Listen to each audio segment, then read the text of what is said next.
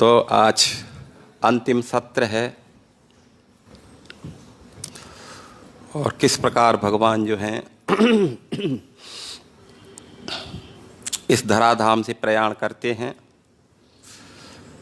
तो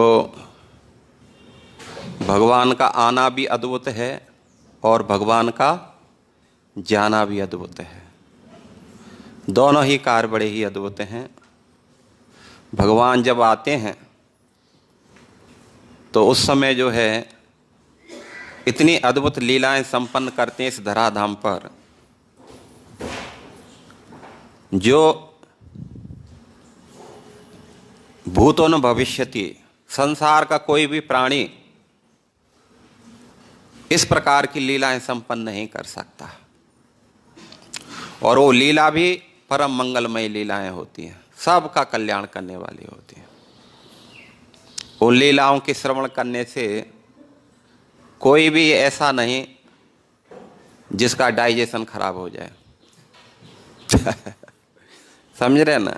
अर्थात कहने का आशय है हर किसी के लिए ये रामबाण औषधि है। चाहे आप प्रेम से सुनो या प्रेम से मन सुनो, ठीक है ना? जैसे भी आप सुन रहे हैं, लेकिन इनका काम है मंगल करना। अमृत को चाहे तो आप जान करके पी लो या अनजाने में पी लो। अमृत अमृत है, वो अपना प्रभाव दिखाएगा, अपने गुणों को प्रदर्शित करेगा। जैसे सज्जन पुरुष हमेशा सज्जन बने रहते हैं और दुर्जन अपनी दुर्जनता का परित्याग नहीं करता है। तो ऐसे ही भगवान की ये जो लीला हैं बड़ी ही अद्भुत हैं, परम मंगलमयी हैं। और भगवान इन लीलाओं के माध्यम से केवल एकमात्र यही संदेश हमारे लिए देते हैं कि जो बद्ध जीवात्मा संसार में भटकी हुई हैं, यदि इन लीलाओं का श्रवण करते हैं, इन लीलाओं का सहारा लेती हैं, तो बहुत आसानी से इस भवसागर को पार कर सकते हैं। बस एकमात्र उद्देश्य ठाकुर जी का यही रहता है। तो इसलिए भगवान जो है अपनी दिव्य लीलाओं के माध्यम से असंख्यों असंख्यों जीवात्मा का जो है उद्धार किए हैं, करते आए हैं और करते रहेंगे।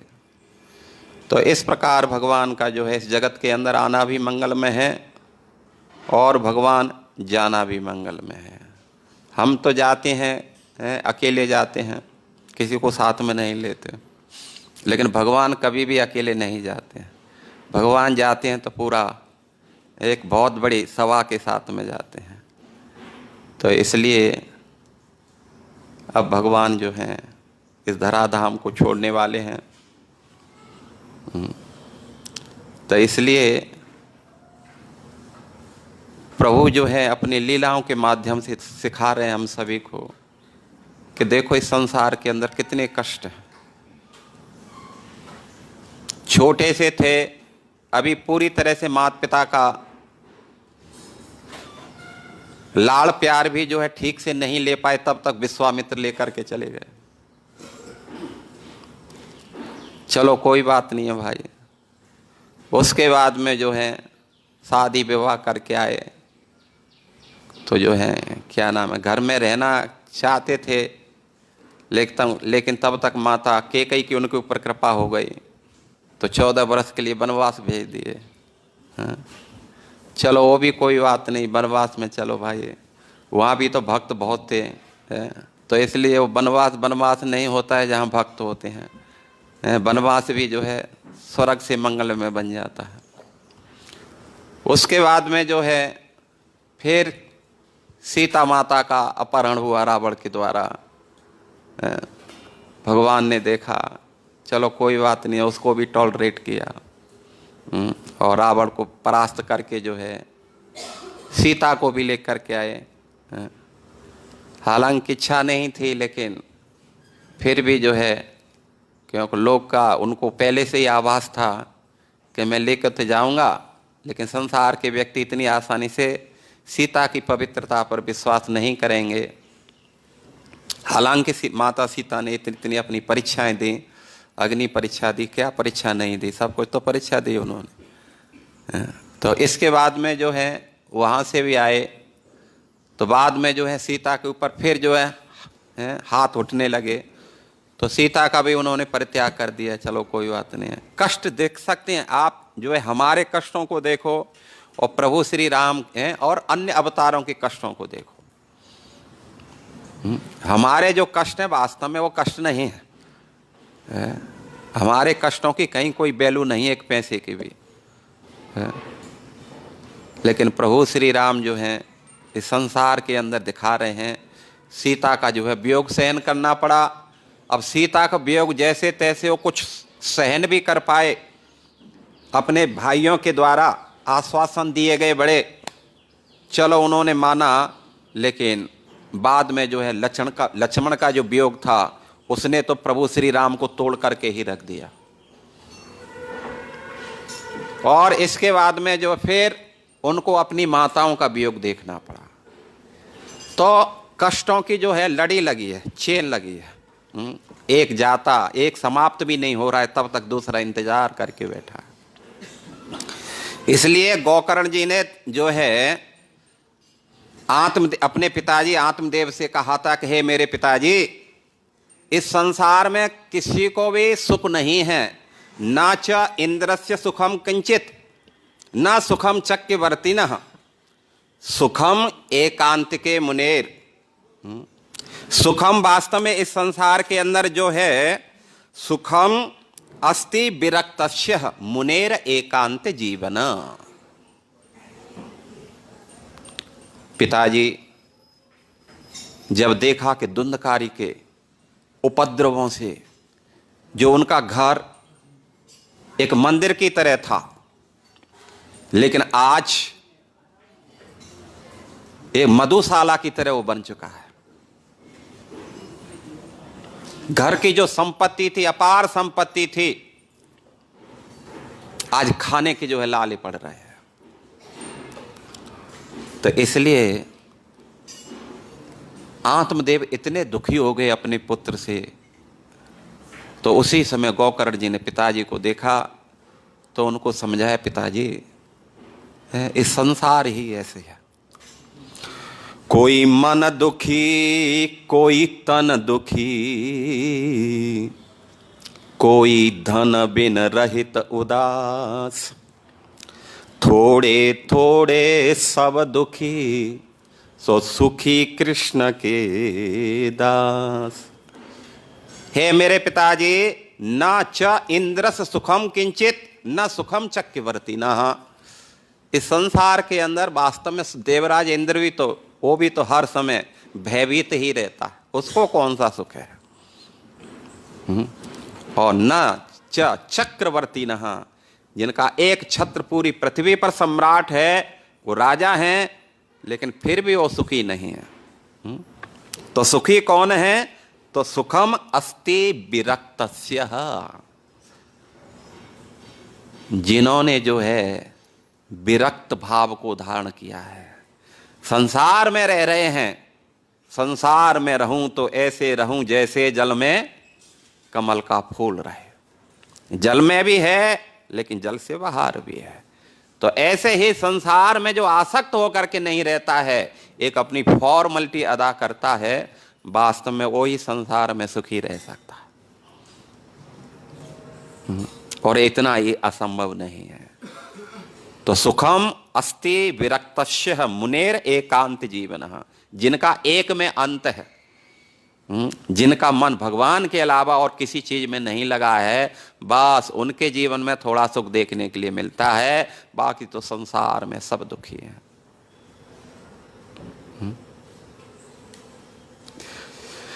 तो आज प्रभु श्री राम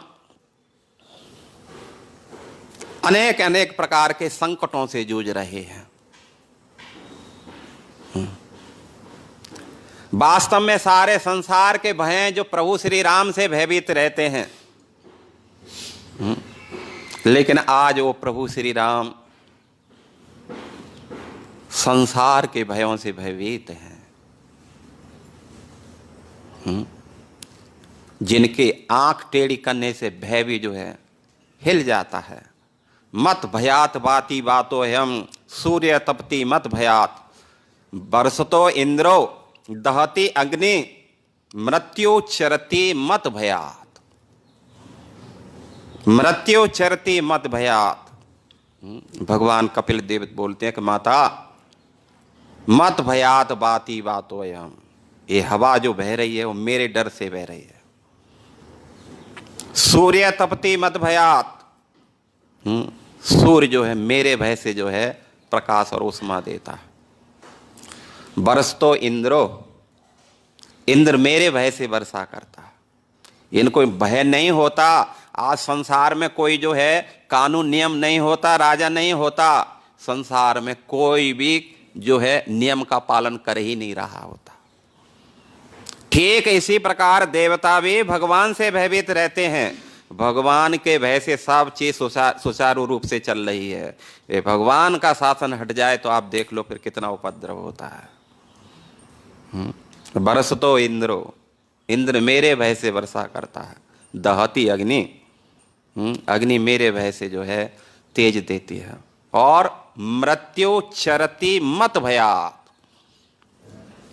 ये मृत्यु कालो अस्मि लोक क्षय कृत प्रबद्धो, भगवान ने कहा है गीता में, अर्जुन मैं काल हूं और जो है सारे संसार में काल के रूप में हर व्यक्ति की आयु को मैं क्या कर रहा हूं, क्षीण कर रहा हूं। सूर्य पूरब में निकलता है, पश्चिम में अस्त हो जाता है। एक दिन हमारा हरि बोल हो गया। हानि हानि भूतानि गच्छन्ति यमयालयम, प्रत्येक दिन हम जो है हर एक दिन मर मर करके जो है यमपुरी की तरफ भाग रहे हैं, लेकिन फिर भी हम जो है कोई चिंता नहीं है। फिर भी तारे अभी तो बहुत बहुत समय है। प्रभु जी अभी से बात कर रहे हैं एक भजन भजन की, अभी तो बहुत समय है।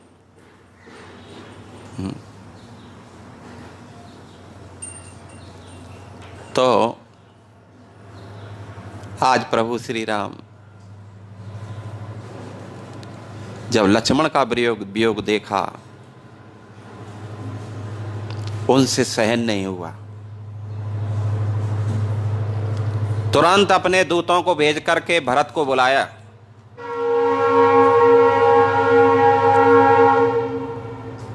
और भरत से कहा कि भरत,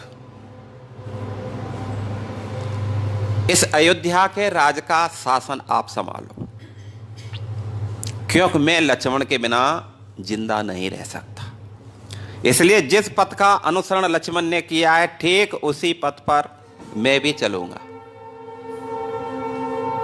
इसलिए आप क्या करो, इस जो है अध्यम राज्यम अभिसक्ष्यामि, आज ही, कल नहीं भरत, आज ही आप इस राज्य को स्वीकार करो। भरतम धर्म वत्सलम, हे धर्म के जानने वाले, हे धर्म वत्सल भरत, आज ही तुम्हारा हम राज्य अभिषेक करते हैं। अयोध्याया पतिवीरम ततो यश्यामि अहम वनम, आज इस अयोध्या के आप सम्राट बनो और ततो यश्यामि अहम वनम, अहम वनम यश्यामि, आज मैं क्या करूंगा, आज ही मैं वन के लिए प्रस्थान करना चाहता हूं। अब मैं इस अयोध्या में रहना नहीं चाहता। तो भरत भगवान श्री राम के भाई हैं, संसार के भाई जैसे नहीं हैं। ये संवाद उनको कोई अच्छा लगे, हमको तो अच्छा लग सकता है। कोई भाई कहे कि भाई देख तू रहे इधर, क्या नाम, मैं जा रहा हूँ वन में, तू अब पूरा घर देख, फैक्ट्री देख, सब है। भाई बोलता है क्या व्यवस्था करनी है, आज ही मैं व्यवस्था कर देता हूँ तेरे। एक भागवत में एक प्रसंग आता है, शायद नाम मुझे याद नहीं आ रहा है, लेकिन ऐसे ही अचानक प्रसंग याद आया। तीन भाई थे, पिताजी थे, तो गुरुकुल में चला गया था एक भाई, और जो है वो कई दिन तक रहा गुरुकुल में। तो इनको लगा अब गुरुकुल में है तो वो तो साधु हो ही जाएगा, वो थोड़ी आएगा। और उन्होंने क्या किया, उनकी अनुपस्थिति में ही जो है पूरा धन घर, कौन किस जो है फ्लैट को लेगा, कौन सा जो है, कौन सी जो है बैंक के अकाउंट को कौन संभालेगा, उस फैक्ट्री को कौन संभालेगा, सब अपने आप में बांट लिया। कुछ समय बाद में वो पढ़ करके जो है आया, घर आया तो घर आकर के जो है पिताजी से पूछा, पिताजी सब ठीक तो हैं? बोला हाँ ठीक तो है बेटा, अब बंटवारा हो गया है। ठीक है पिताजी, अच्छा मेरे बस में, मेरे घर, मेरे जो है हिस्से में कौन सा फ्लैट है? भाइयों से पूछा, भाइयों आज बंटवारा हो गया है तो मेरे लिए तो कुछ छोड़ा है ना? बोला आपके लिए तो कुछ नहीं है। कुछ नहीं है? अच्छा तो क्या दिया है मेरे लिए? बोला आपको पिताजी को दे दिए, हम पिताजी की सेवा करो और बस मस्त रहो अपना। भागवतम में प्रसंग आता है नाभाग है। तो उनके जो पिताजी थे वो बड़े विद्वान थे, भक्त थे। उसने कहा कोई बात नहीं है बेटा, और वो भी बड़ा प्रसन्न हो गया। कम से कम मेरे को जो है इस जीवन में पिता का सेवा करने का अवसर प्राप्त हो रहा है। बहुत प्रसन्न हुआ, वो बिल्कुल भी उसको बुरा नहीं लगा। एक दिन जो है आंगी ऋषि गोत्र के कुछ ऋषि मुनि जो है यज्ञ कर रहे थे, तो उसमें एक गलती करते थे वो। तो इनके जो है पिताजी ने कहा कि देखो तुम क्या करो, छठवें दिन जो है वो कुछ गलती करेंगे, आप जाकर के उनको ऐसे बता देना ये ऐसे नहीं ऐसे है, तो आपसे बड़े प्रसन्न होंगे और प्रसन्न होकर के आपकी कुछ सहायता करेंगे। जो कुछ सहायता करे उसको ले आना, दे उसको। ऐसा ही हुआ, और जैसे ही वो गलती किए तो उन्होंने बता दिया कि नहीं ये ऐसे नहीं ऐसा है। बड़े प्रसन्न हो गए, और उन्होंने क्या किया, जो कुछ यज्ञ से बचा सब कुछ उनको दे दिया, बांध लो ले जाओ, नो प्रॉब्लम। जब बांधने लगे तो उसी समय उधर से एक जो है लंबा तड़ंगा और जटा जूट, मुंडों की माला, मृग चर्म धारण किए हुए उधर से आया। अरे भाई क्या कर रहे हो? ये सामान लेके जा रहा हूं। अरे भाई कम से कम पूछ तो लो ये किसका सामान है? नहीं नहीं ये तो हमें वो ऋषियों ने जो है हमको दिया है, तो मैं लेके जा रहा हूं। अच्छा तुम ऐसा करो, अपने पिताजी से जाके पूछो, वो बोलते हैं तो ठीक है, नो प्रॉब्लम, मैं तुझे दे दूंगा।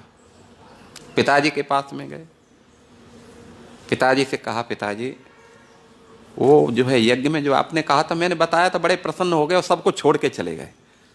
तो मैं लेकर के आ रहा था, लेकिन एक व्यक्ति जो है काला कलूटा इतना लंबा तगड़ा, मैं तो लेकर के बहुत घबरा रहा था, लेकिन उसने कहा घबराने की जरूरत नहीं है, लेकिन ले जाओ कोई बात नहीं है, लेकिन पूछो पहले पिताजी से जाकर के वो सामान किसका है। तो पिताजी ने कहा बेटा वो वास्तव में जो सामान बचा था ना यज्ञ का, जो पीछे का जो भी बचता है वो शिव जी का होता है, इसलिए वो सब शिव जी का है। तो जो है बोल देने का ये आपका है, ये पिताजी ने बोला है, बस इतना ही बोलना।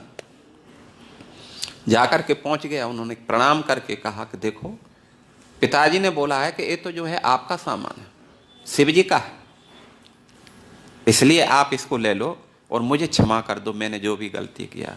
तो शिव जी तो और इतने प्रसन्न हो गए। शिव जी भला इस सामान को कहाँ लाते फिरेंगे, वो तो इतने जो है क्या नाम, कपड़ों से उनको एलर्जी है, वो तो और सामान की बात क्या करते हो।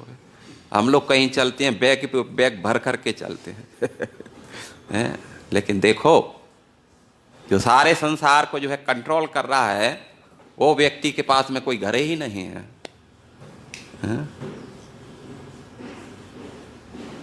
तो पार्वती जी ने कहा था कि देखो जी ऐसे कब तक रहोगे इधर, इस पेड़ के नीचे कुछ बना लो, एक कोठरी तो कम से कम बना लो भाई, भविष्य में सर्दी गर्मी बरसा के आगे चल करके बच्चे होंगे, उनको भी तो कम से कम देखो ना, उनकी तरफ ख्याल करो। तुम तो बैठ जाते हैं, लेकिन थोड़ी ऐसी घर गृहस्थी चलेगी। ठीक है क्या करना है?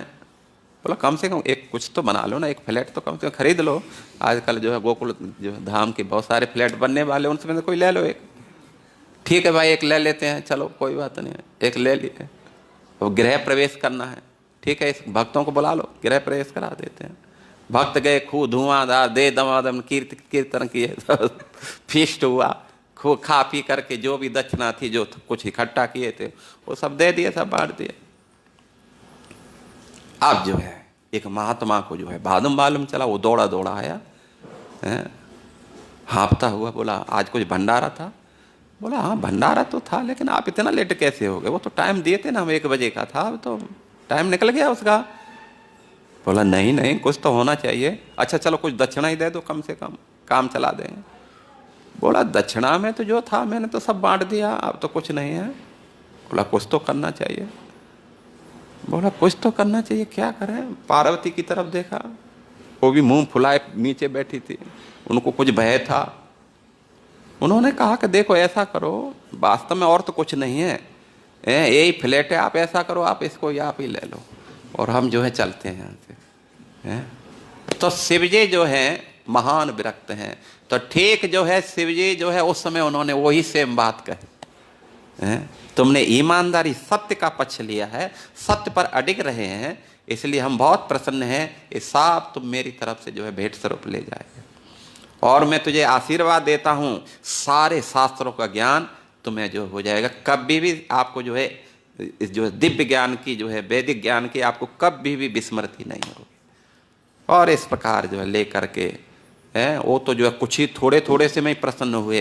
ये अपार भंडार जो है शिव जी ने उनको दे दिया एक ही दिन में जो है। अब एक फ्लैट के पूरा जो है उन्होंने एक वो बनवा दिया, पूरा कॉम्प्लेक्स बना के तब तैयार कर दिया। तो कहने का आशय है, भरत कोई साधारण भाई नहीं थे उनके, इसलिए उन्होंने सोचा प्रभु आप वन में जाएंगे और मैं इस राजमहल में रह करके भोग करूंगा, ये तो कभी नहीं हो सकता। जैसे आप वन में जाएंगे ठीक उसी प्रकार मैं भी आपके साथ में वन में जाऊंगा। प्रभु मैं आपके बिना भला किसका सहारा लूंगा इस संसार में, कैसे जिंदा रहूंगा मैं, इसलिए मैं भी जो है आपके साथ में वन में चलूंगा। भगवान ने कहा नहीं नहीं भरत, फिर इसको कौन देखभाल करेगा, आप भी चले जाओगे मैं भी चलो, को भी तो होना चाहिए ना। बोला हाँ उपाय मैं बताता हूं। उन्होंने कहा इस समय कुश और लव दोनों ही बड़े समझदार हैं, प्रजा भी उनसे बहुत प्रेम करती है, इसलिए आज ही उनका क्या कर दो, राज्य अभिषेक आज ही कर दो। भगवान श्री राम बड़े प्रसन्न हो गए, तुरंत वशिष्ठ जी को ब्राह्मणों को तुरंत जो है बुलाए और बुला करके जो है उसी दिन जो है उनका राज्य अभिषेक कर दिया। कुश को जो है दक्षिणी अयोध्या का भाग दे दिया और लव को जो है उत्तरी अयोध्या का भाग उनको सौंप करके तुरंत जो है शत्रुधन की याद आ गई प्रभु श्री राम को। लेकिन वो शत्रुधन, तुरंत शत्रुधन को बुलाया जाए, एक दूत भेजा, जाओ तुरंत जाकर के शत्रुधन को बुला करके।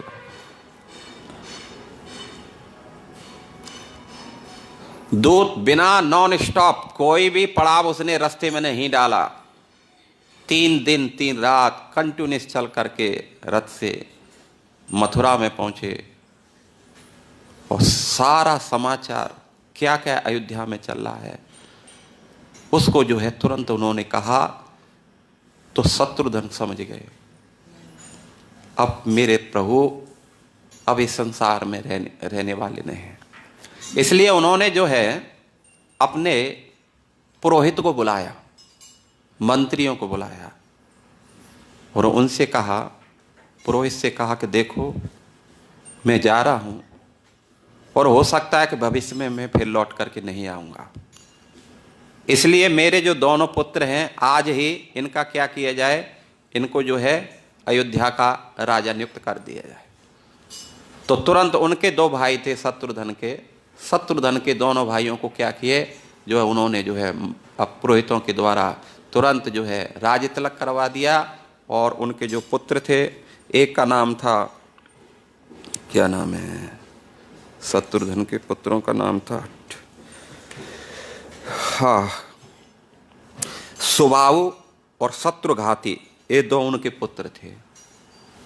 तो सुबाहु को जो है मथुरा का राजा बना दिया और शत्रुघातु को जो है विदिशा है, मथुरा से थोड़ा सा वहीं यूपी में पड़ता है, उस क्षेत्र का उनको राजा घोषित कर दिया।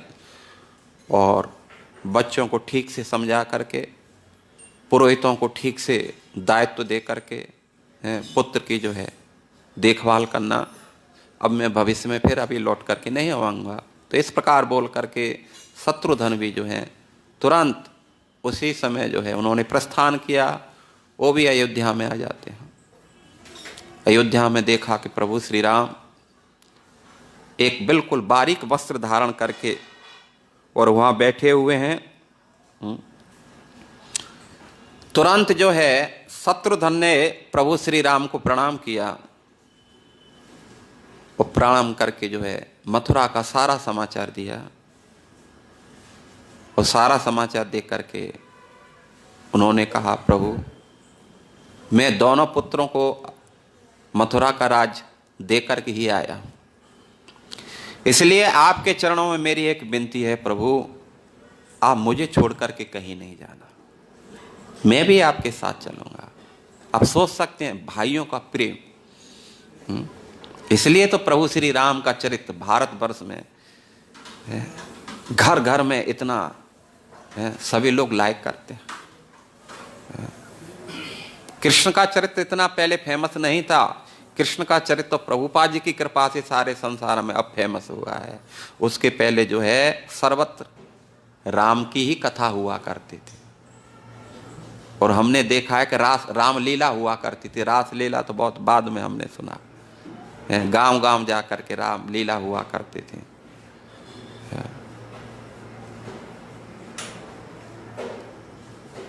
तो भगवान श्री राम ने जब शत्रुघ्न की बात को सुना, तुरंत उन्होंने जो है शत्रुघ्न को कहा, ठीक है आप मेरे साथ चल सकते हो। इसी समय ये समाचार जो है पूर्ववासियों को मालूम चला, प्रभु श्री राम आज अयोध्या छोड़ करके जाने वाले हैं। उनके तो मानो प्राण ही निकल गए हों।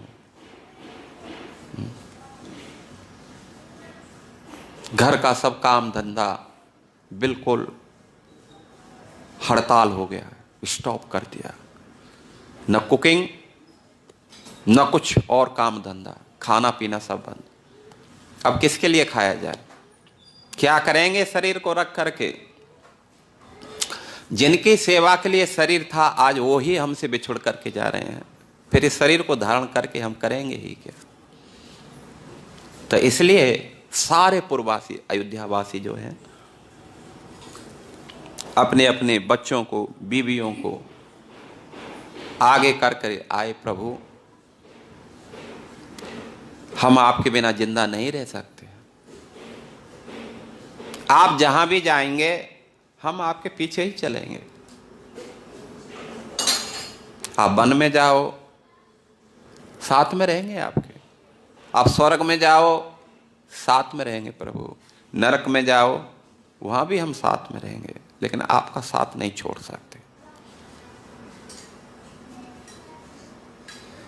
जब भगवान ने देखा अयोध्यावासी पूर्ण तरह से समर्पित हैं और मेरे बिना वो रहना नहीं चाहते हैं, तो इसलिए प्रभु ने जो है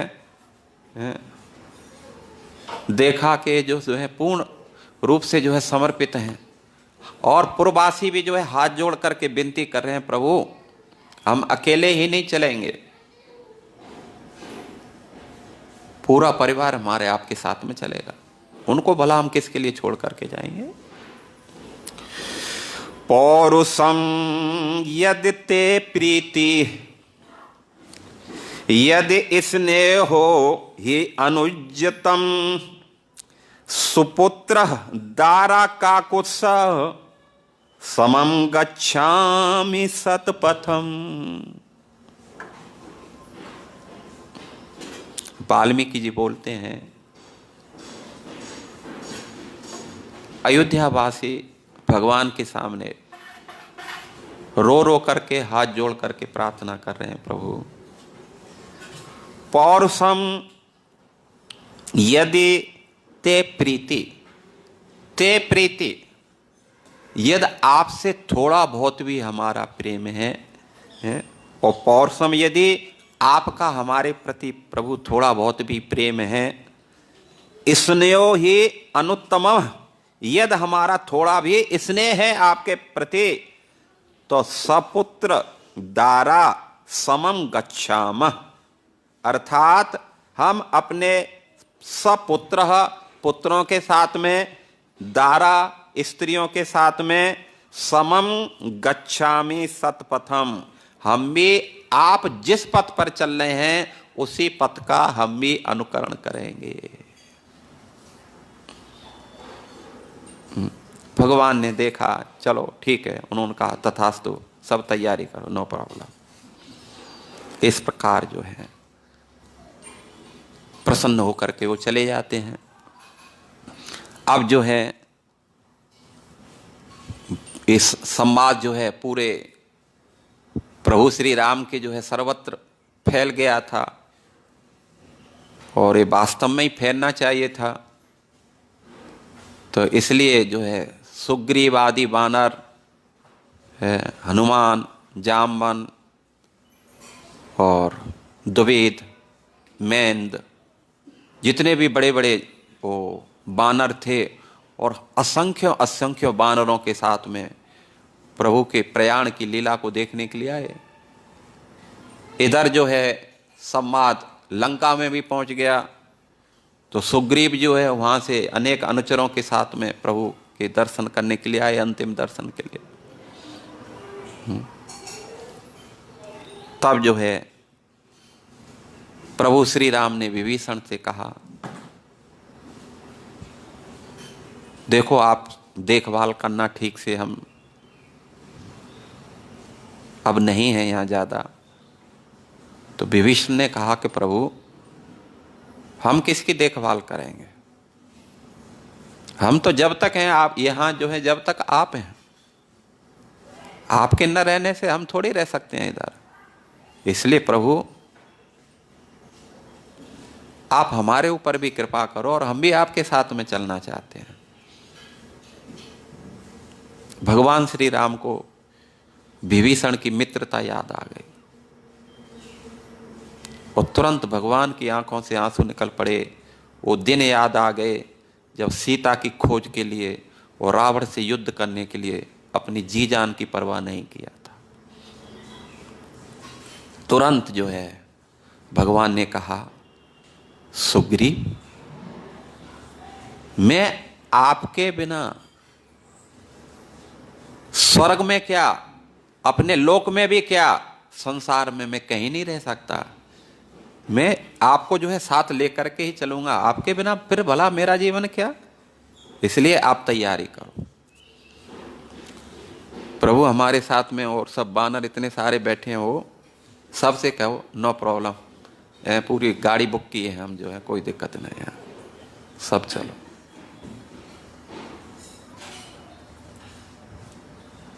विभीषण गर्दन झुकाए बैठा था।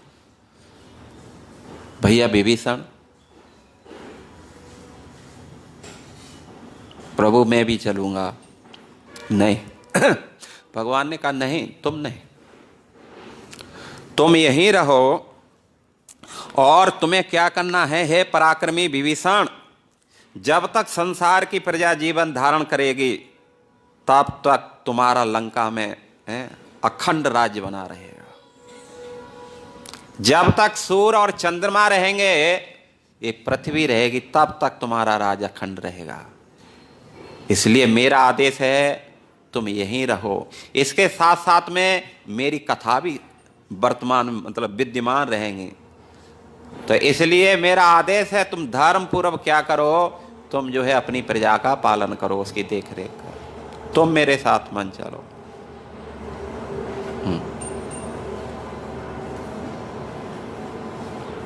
विभीषण के तो मानो प्राण ही निकल गए हों, लेकिन प्रभु श्री राम का आदेश और सुना के उनकी कथा भी जो है विद्यमान रहेंगी। इसलिए विभीषण ने जो है हाथ जोड़ करके कहा, प्रभु आप जैसा भी आदेश करते हैं मैं उसका पालन करूंगा। भगवान ने कहा कि देखो मेरे कुल के आराध्य देव जगन्नाथ हैं, इसलिए तुम उन्हीं की जो है आराधना करते रहना, और जो है कोई आपको समस्या जीवन में नहीं होगी। इस प्रकार जो है विभीषण बेचारा गर्दन नीचे करके आंसू बहाता हुआ जो आज्ञा प्रभु बैठ गया। प्रभु की दृष्टि हनुमान के ऊपर गई तो हनुमान तो बेचारे हनुमान ही हैं। हनुमान से कहा, हनुमान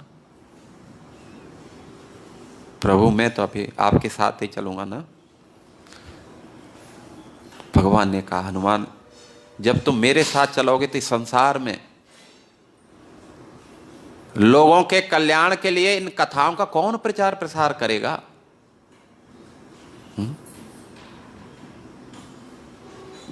इसलिए आपको साथ में नहीं चलना। और फिर आपने तो बहुत लंबी आयु मांगी है, अब आप मेरे साथ में चलोगे तो फिर जो लंबी आयु मिली है उसका क्या होगा? इसलिए हनुमान तुम क्या करो, अपनी जो तुम्हारी जो है एक दीर्घ काल तक जीवित रहने का जो आपने निश्चय किया है, अपनी इस प्रतिज्ञा को बिल्कुल भी व्यर्थ मत करो। और सुनो, मेरी लीलाएं कथा हैं सृष्टि के अंत तक रहेंगे, इसलिए आपको भी जो है सृष्टि के अंत तक रहना है, प्रचार प्रसार करना है। इसलिए आप यहीं रहो। प्रभु श्री राम ने जो है इस प्रकार हनुमान जी को समझा दिया। जैसे तैसे ले दे करके हनुमान, प्रभु का आदेश है, अब स्वामी का आदेश को भला क्या टाल सकते हैं। इसलिए जो है उन्होंने कहा, प्रभु जैसा भी आप चाहते हैं मैं उसी प्रकार करूँगा। और विभीषण और हनुमान इन दोनों को जो है प्रभु श्री राम ने प्रलय काल तक इस धराधाम पर रहने के लिए कहा। और जाम्बान, मेंद, द्विविद आदि जो बानर थे, प्रभु श्री राम ने कहा कि देखो तुम रहो, जब द्वापर के बाद में जब मैं कृष्ण के रूप में आऊंगा तो उस समय मैं तुम्हारा उद्धार करके अपने लोक में लेकर के जाऊंगा, अभी तुम यहीं रहो। इसलिए इनका जो वध हुआ वो जो है द्वापर में प्रभु श्री राम आए उस समय इनका वो हुआ। मेंद मारा गया, द्विविद मारा गया। जाम्बान कैसे जो है शरीर छोड़े इस बात का हमें ज़्यादा डिटेल मालूम नहीं है, लेकिन मेंद आदि तो वो तो सब जो है समय के प्रभाव से शिशुपाल के अनुचर बन गए थे। जरासंध का मित्र सब थे, ये सब एक ही टीम थी। चंडाल चौकड़ी प्रभुपाद जी बोलते हैं, चंडाल चौकड़ियों के। तो इसलिए जो है और सब उसमें चले गए थे। तो फिर ये सब द्वेष भाव करने लगे भगवान श्री कृष्ण से। तो आप एक कथा सुने होंगे कि जो द्विविद था, बलराम जी ने उसका वध किया, फिर बहुत परेशान कर रहा था। एक बार बलराम जी जो है कुछ अपनी स्त्रियों के साथ में घूमने के लिए गए थे, विहार कर रहे थे, तो वहाँ जा कर के बड़ा बड़ा उत्पात कर रहा था। बलराम जी ने जो है वो बैठे थे वहाँ, कुछ नृत्य गान चल रहा था, बारूणी पात्र भी वहाँ रखा था बलराम जी का, और इसने क्या किया, उसी को तोड़ दिया सबके सामने। तो बलराम जी ने याद किया कि नहीं, ठीक नहीं है, प्रभु श्री राम की इन्होंने जो है बहुत सेवा की, इसको मानना ठीक नहीं है। लेकिन कुछ ज़्यादा ही उत्पात बढ़ा, तो फिर बलराम जी ने द्विविद का वध किया था। अब इस प्रकार जो है जाम्बान, मेंद और द्विविद तीनों को प्रभु ने आदेश दिया, अभी कुछ समय तक तुम यहाँ रहो, बाद में तुम भी जो है आ जाने का, नो प्रॉब्लम। अब जो है दूसरा दिन होता है। आज प्रभु श्री राम ने सब जो है जितने भी पुरोहित थे, ब्राह्मण थे, ऋषि मुनि थे, सबसे जो है जो भी ब्रह्म मुहूर्त के जो कृत्य होते हैं सारों को संपन्न किया, बड़ी अच्छी तरीका से सभी विधि विधानों का अनुष्ठान किया। अब प्रभु श्री राम जो हैं प्रस्थान करने की तैयारी करते हैं। ततः ततः सूक्ष अंबरधरो ब्रह्म आवर्तयन परम कुशान गृहीत्वा पाणिभ्यां सरयू परपया बतः। ततः सूक्ष्म अंबर धरो, भगवान श्री राम एक श्वेत और बहुत सूक्ष्म तंतुओं वाला वस्त्र धारण किए हुए हैं और आवर्तन परम, वैदिक मंत्रों का जो है वो क्या कर रहे हैं, उच्चारण कर रहे हैं। कुशान गृहीत्वा पाणिभ्याम, और दोनों हाथों में क्या ग्रहण किए हुए हैं, कुश को लिए हुए हैं, कुश ग्रास को जो है ग्रहण किए हुए हैं। और सरयो प्रपयारवतः, और इस प्रकार जो है सरयू की तरफ प्रस्थान करते हैं। जिस समय जो है प्रस्थान कर रहे हैं, जैसे ही प्रभु श्री राम ने प्रस्थान किया उसी समय जितने भी ब्राह्मण थे, मंत्री थे, सब उनके पीछे लग गए। वेद पाठ के अतिरिक्त कोई भी बातचीत नहीं कर रहा है। सभी व्यक्ति घरों को ऐसा ही छोड़ करके, अब घर को भाई कौन देखेगा, जब संसार ही जो है अब हमारे लिए सब छूटने वाला है तो घर की फिर कौन चिंता करे। तो इसलिए प्रत्येक पूर्ववासी जो है सब कुछ लौकिक सुखों का, सुविधाओं का पूर्ण रूप से मतलब त्याग करके प्रभु श्री राम जी उस समय जो है दीदीप्यमान सूर्य की भांति प्रकाशित हो रहे हैं और अपने गंतव्य की तरफ ऐसे चल रहे हैं जैसे शेर अपने शिकार के लिए चलता है। उसी समय जो है राम के साथ में कौन कौन चल रहे हैं, तो जब प्रभु श्री राम चले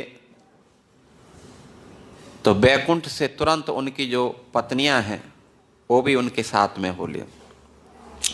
रामस्य दक्षिणे पार्श्वे सपद्मा श्री उपाश्रिता सव्ये अपि च मही देवी व्यवसायस्तथाग्रत।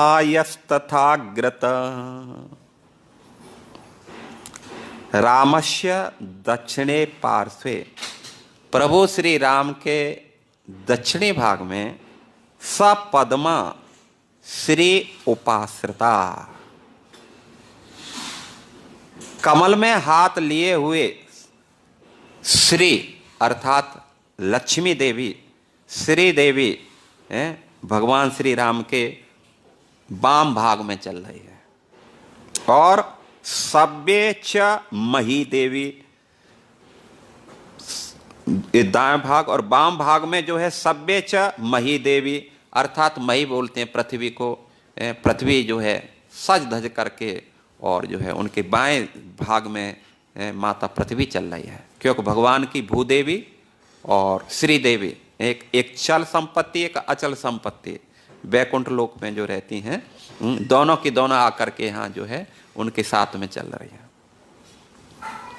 व्यवसाय तथाग्रतः, अग्रतः व्यवसाय, और आगे आगे जो भगवान की संहारक शक्ति है वो जो है चल रही है। इसके साथ साथ में कौन चल रहा है, तो चारों वेद ऋक, साम, यजु और अथर, ये चारों वेद ब्राह्मण का स्वरूप धारण करके प्रभु श्री राम के साथ साथ में चल रहा है। गायत्री माता, ओमकार, बसठ, ये सभी जो है भक्ति भाव से और एक ब्राह्मण का स्वरूप धारण करके, पुरुष शरीर धारण करके सब उनके साथ में चल रहे हैं। इसके साथ साथ में भगवान के जितने भी अस्त्र शस्त्र हैं बाण है, धनुष है, और तूण, क्या बोलते हैं, तुणीर, वो भी जो है पुरुष रूप धारण करके जो है क्या कर रहा है, भगवान के साथ में चल रहे हैं सब। इसके साथ साथ महात्मा, ऋषि मुनि, ब्राह्मण, स्त्रियां, बालक, वृद्ध, दासियां, सेवक, सब प्रभु श्री राम के पीछे पीछे और सरयू की तरफ चले जा रहे हैं। भरत, शत्रुघ्न, जितनी पुर की जो स्त्रियां थीं सबको साथ में लेकर के चल रहे हैं प्रभु श्री राम के साथ में। उनके जितने भी मंत्री थे, भृत्य वर्ग थे, सभी पुत्रों के साथ में, अनुचरों के साथ में, और यहां तक के पशुओं के साथ में प्रभु श्री राम जो है उनके साथ में चल रहे हैं।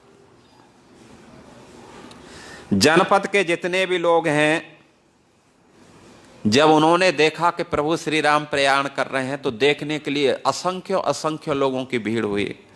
जब उन्होंने देखा कि सब प्रभु श्री राम के साथ में चल रहे हैं तो वो भी प्रभु श्री राम के साथ में हो लिए। अयोध्या में जो भी अदृश्य रूप से छिपे हुए थे वे भी जो है आज बाहर निकल करके प्रभु श्री राम के साथ में चले जा रहे हैं। यहां तक कि जो है चर और अचर, जड़ और जंगम, जितने भी प्राणी हैं जो चल सकते हैं और चल नहीं सकते हैं, यहां तक कीट पतंग, पशु पक्षी जितने भी है, यहां तक के जो है वाल्मीकि मुनि बोलते हैं कि अयोध्या में कोई भी एक छोटे से छोटा प्राणी सांस लेने वाला अयोध्या में कोई बचा नहीं था। सब प्रभु श्री राम के साथ में चले जा रहे हैं। अब जो है सरयू के तट पर पहुंचते हैं। इस प्रकार अयोध्या से 1.5 योजन दूर चल करके सरयू महारानी के दर्शन होते हैं। बोलो सरयू महारानी की जय। तो 1.5 योजन का मतलब होता है, 1 योजन का मतलब होता है 12 किलोमीटर है, 8 मील, और 1.5 का मतलब 12 4 12 और 6 18 किलोमीटर या 12 मील। ये जो है 12 मील चल करके और सरयू माता के दर्शन हुए। और प्रभु श्री राम ने सरयू के दर्शन किए, उनको प्रणाम किया। उसी समय ब्रह्मा जी देवताओं के साथ में वहाँ असंख्यों असंख्यों विमानों के साथ में वहाँ पर उपस्थित हो गए। तो जब प्रभु श्री राम जो हैं वहाँ जब जा रहे हैं तो वो जो है विमानों से पूरा आकाश क्या था, जगमगा रहा था। पूरा आकाश जो है एकदम विमानों के तेज से और जो है जगमगाने लगा।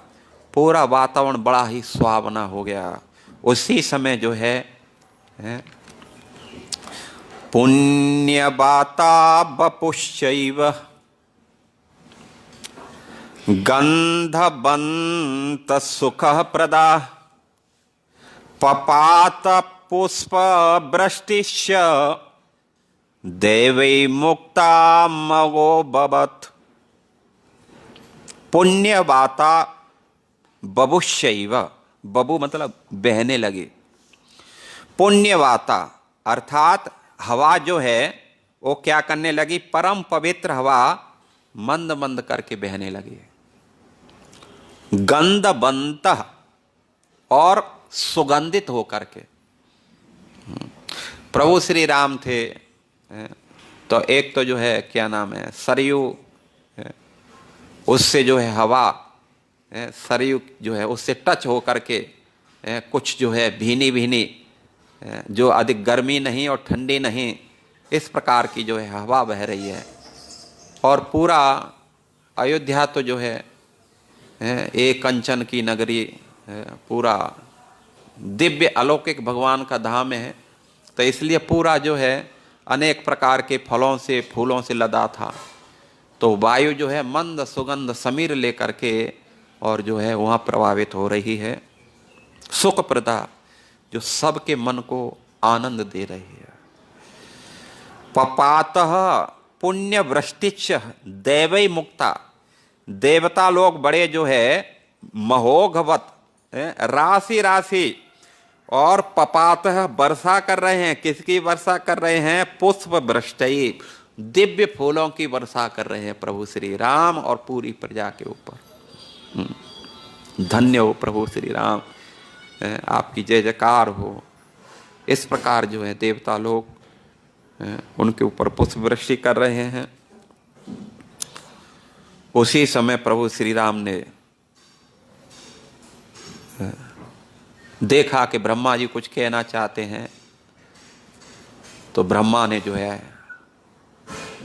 आकाश में ही प्रभु श्री राम के चरणों में प्रणाम करके प्रभु श्री राम से कहा कि प्रभु अब जो है आप अपने स्वरूप में अवस्थित हो सकते हैं, क्योंकि आपका जो स्वरूप है वो विष्णु स्वरूप है। इसलिए आप अब चाहें तो अपने विष्णु स्वरूप में आ सकते हैं और फिर आप स्वतंत्र है प्रभु, आप जिस भी स्वरूप में जा सकते हैं। आप राम स्वरूप में जा सकते हैं, आप जो है नरसिंह स्वरूप में जा सकते हैं, आप बराह स्वरूप में जा सकते हैं, बामन के स्वरूप, जैसे भी है आप जैसा चाहते हैं प्रभु, आप पूर्ण स्वतंत्र हैं। तब जो है भगवान ने ब्रह्मा की तरफ देखा और हंसे, ठीक है।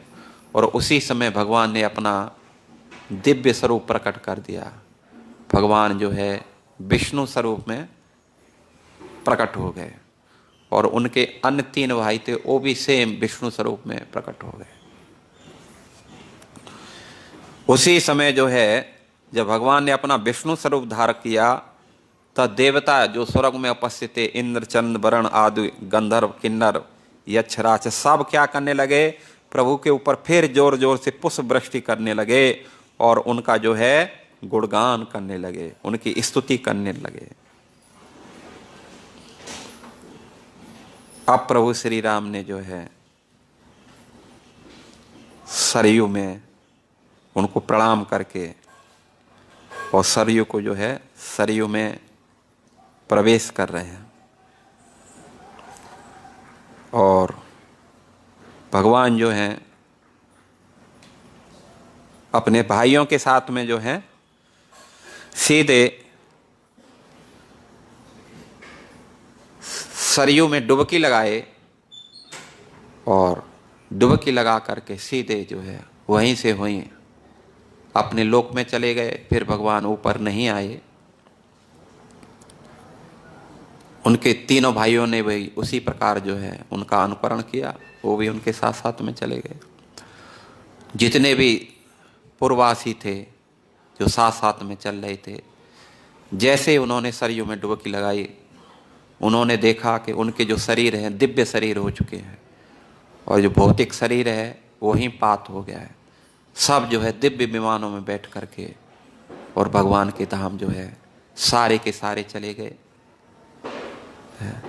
यहाँ तक बताया जा रहा है वाल्मीकि रामायण में कि जिन्होंने भी जो है भूल से भी उस सरयू में डुबकी लगाई, वो सारे के सारे भगवान के दिव्य शरीर प्राप्त करके और विमान में बैठ करके और दिव्य विमानों भगवान के धाम को प्रस्थान किए।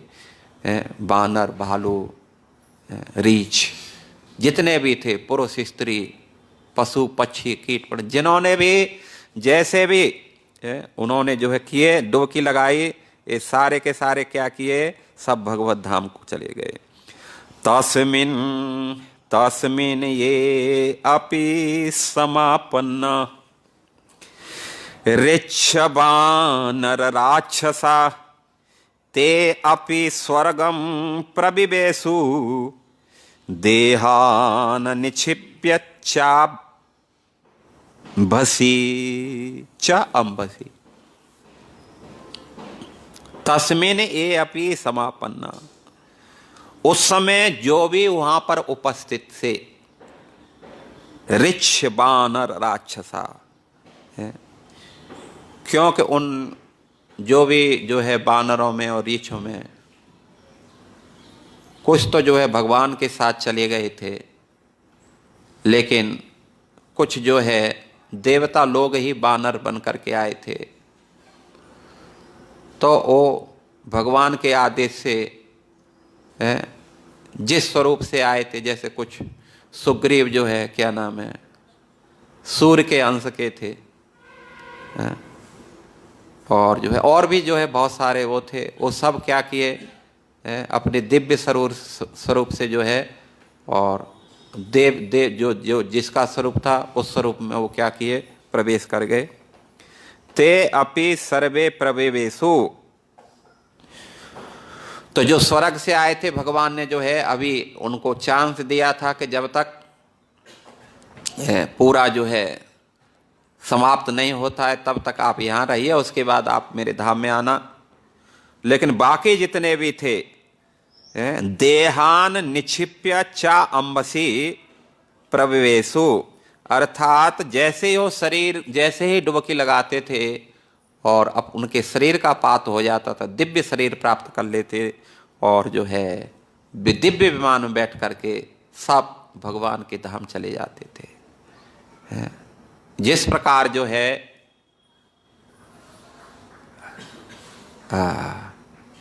गोकर्ण जी ने धुंधकारी के लिए कथा सुनाई थी, तो उस समय जो है बहुत सारे लोग सुने थे, तो उस समय एक ही विमान आया था,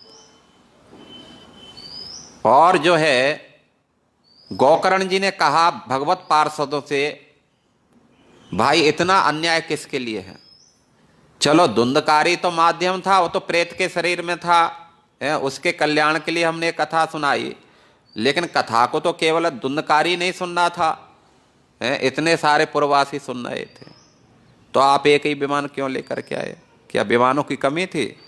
आजकल तो इतने विमान बनाए जा रहे हैं धड़-धड़ा करके, रोड पे चलना भी मुश्किल हो रहा है। तब भगवत पार्षदों ने कहा नहीं गोकर्ण जी, कथा तो सभी ने सुना,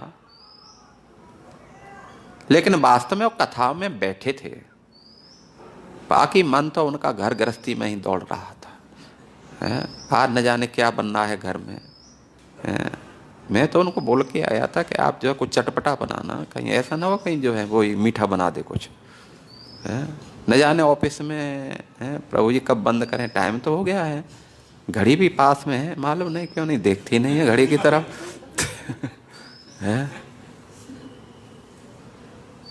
फिर जो है तो इसलिए गोकर्ण जी सॉरी,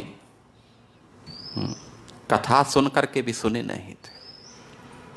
हाँ, यदि कथा सुनेंगे तो हम वचन देते हैं, आप तो एक विमान की क्या चलती है, सैकड़ों विमान हम खड़े कर देंगे यहाँ, कथा सुने तो सही। और इस प्रकार जो है दिव्य रूप धरो जाता तुलसी धाम मंडिता है, भगवत स्वरूप धारण करके जब धुंधकारी भगवत धाम को चला गया, तो गोकर्ण जी ने फिर से कथा कहा और सारे पुरवासियों को आमंत्रित किया, और सभी ने बड़ा प्रेम से जो है कथा को सुना। और जैसे ही 7वां दिन हुआ, असंख्यों विमानों की भीड़ लग गई और सारे चतुर्भुज रूप हो गए। उसी समय गोकर्ण जी को तो जो है भगवान ने आलिंगन किया और उनको जो है ग्वाल वाले का रूप प्रदान कर दिया, उसको तो भगवान अपने साथ में लेकर के गए। सारी प्रजा को जो है उनको जो है भगवत स्वरूप धारण करके उनको बैकुंठ में भेज दिए, जाओ, कोई भी छोड़ा नहीं वहां पर जो है। ठीक इसी प्रकार भगवान श्री रामचंद्र जी आज सभी पुरवासियों को चर अचर जितने भी जड़ जंगम, इसका मतलब होता है अयोध्या नगरी में एक पेड़ भी नहीं बचा था, श्वास लेने वाला कोई भी प्राणी जो है वहां पर चर और अचर, ये बात जो है क्या नाम है मुनि वाल्मीकि जी जो है बोलते हैं कि कोई भी नहीं था। इसका मतलब है पूरी तरह से अयोध्या सूनी हो गई थी। और इस प्रकार जो है उपसंहार करते हुए बोलते हैं, लव कुश जी कहते हैं कि देखो ये जो काव्य है वाल्मीकि द्वारा यह निर्मित किया गया है, यह रामायण वेदों की तरह पवित्र काव्य है और इसको साक्षात ब्रह्मा जी ने भी इसका श्रवण किया था। इदम आख्यानम आयुष्यम सौभाग्यम पापनाशनम रामायणम वेद समम श्राद्धे सुश्रावणे दबोध। इसकी फलश्रुति बताते हैं, ये जो रामायण का जो उपाख्यान है, जो रामायण का यदि एक भी कोई उपाख्यान पढ़ता है तो इदम आख्यानम आयुष्यम, अर्थात उसकी आयु को बढ़ाने वाला है, और सौभाग्यम पाप नाशनम, ये सारे पापों को नाश करके और ये सौभाग्य को बढ़ाने वाली है। रामायणम वेद समम, ये साक्षात वेद स्वरूप है। और श्राद्धेषु श्रावणे बुधः, बुद्धिमानों को चाहिए कि श्राद्ध के समय इसे पढ़ करके जो है सुनाना चाहिए। इसका मतलब है कि जो पितर अभी जिनका जो है उद्धार नहीं हुआ है, किसी कारण से पड़े हुए हैं अन्य शरीरों में, उनका भी इस रामायण के श्रवण करने से कल्याण हो जाता है। सर्व पापै प्रमुच्यते पादम अपि अस्य यह पठेत, यदि कोई इसका एक श्लोक भी पढ़ता है तो सर्व पापै प्रमुच्यते, वो सारे के सारे पापों से मुक्त हो जाता है। हरे कृष्णा कृष्ण कृष्ण हरे हरे, हरे राम राम राम हरे हरे। श्री श्री वाल्मीकि रामायण की जय, श्री श्री वाल्मीकि महाराज की जय, श्री श्री सीताराम लक्ष्मण अयोध्या वासियों की जय। निताई गौर सीतानाथ प्रेमानंदे। हरे हरे हरे कृष्ण।